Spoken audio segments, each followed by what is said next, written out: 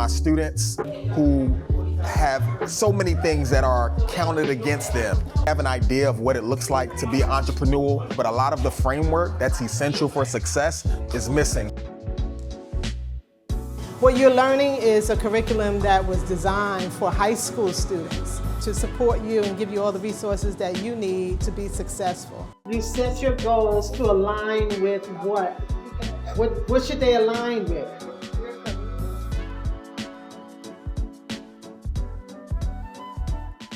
So your income that you make at your job, your salary, that's your gross income. So what's your take-home income? Oh, your earned income. There you go, yep.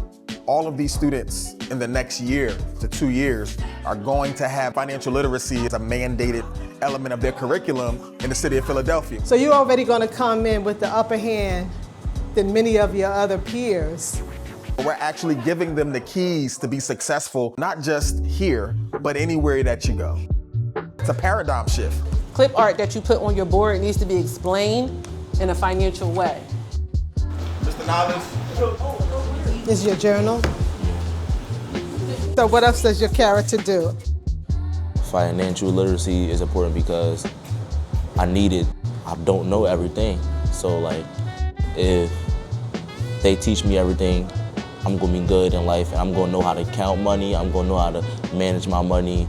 And I feel like if I wasn't in here, I would do a lot of things wrong and probably be in debt. If I didn't have this program, I feel like I would be kind of lost in life and clueless. It's really just giving students the bedrock, the foundational information that they need in order to be successful in financial literacy and money management. Give an applause to yourself.